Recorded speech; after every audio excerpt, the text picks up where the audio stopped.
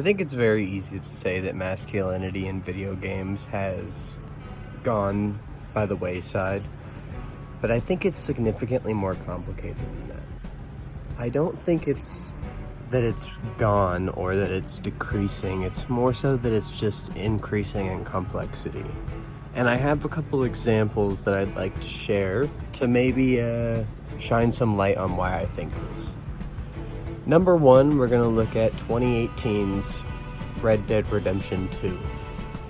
It may be a sequel to a game from the quote-unquote peak masculine era, but it is still filled to the brim with entirely original characters and rich storytelling, along with incredibly masculine overtones more so than undertones.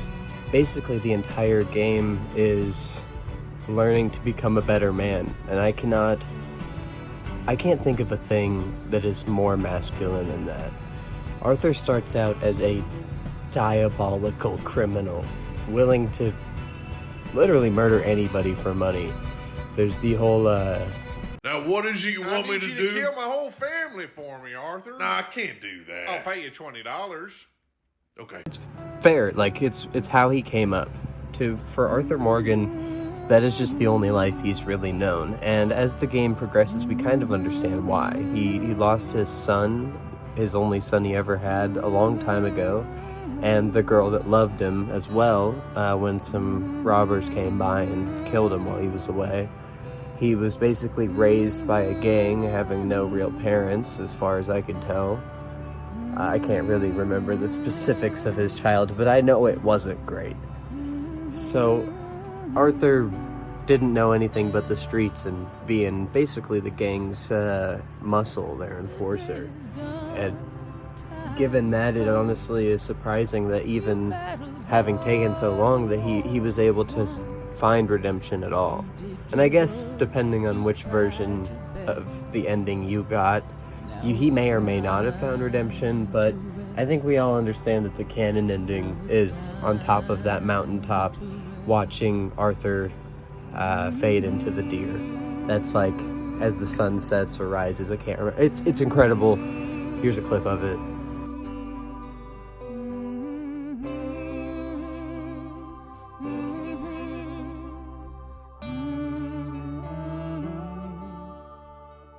Now that is masculinity. Regardless of, it may not overtly look like Red Dead Redemption 2 is a story about masculinity on the surface. It looks more so, and it is more so, a story about redemption, but he's redeeming himself as a man.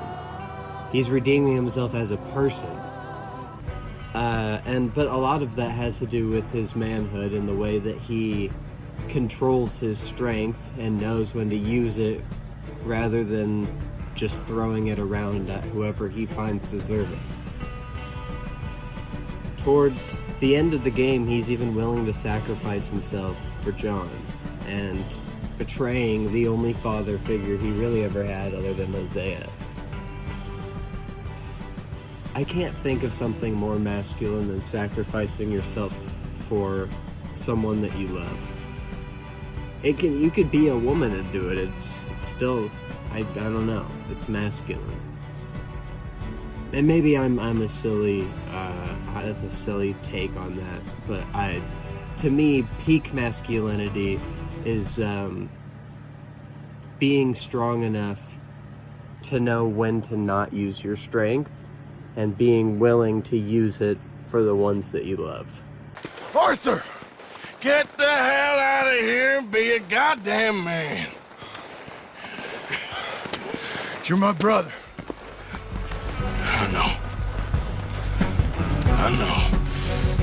And then there's God of War, which God of War 4 actually came out in 2018 as well. And I haven't played through all of Ragnarok yet, which I'm going to. But God of War 4 is also very similar in that regard, where it is a man redeeming himself, but more so tangling with his past after he really has become a new man. the Kratos from the new game and the Kratos from the old games are not even the same person, and it's a different voice actor even. So I'm pretty sure that was intentional to really drive home the difference in the character. And he's not a less masculine figure. Anyone who thinks that is kind of ridiculous. I mean, the only real difference in his design is he's bigger and has a beard. So, and then as far as his personality, it's more or less so he's adopted stoicism as a practice instead of rageful spite. Because honestly, what else does he have to throw rage at? He kind of killed all the gods in Olympus, so...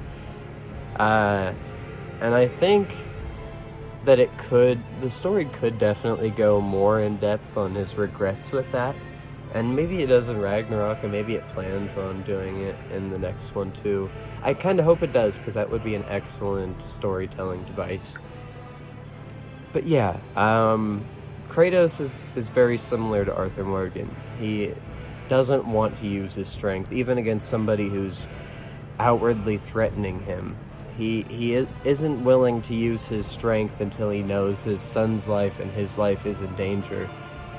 And yeah, we see the extent of his built-up rage once he does begin fighting Baldur. And I won't get into spoiler territory for God of War, just in case anybody wants to play it.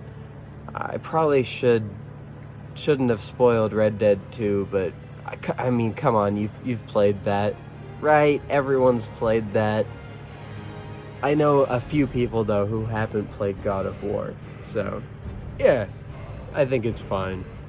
God of War is still very much hyper-masculine.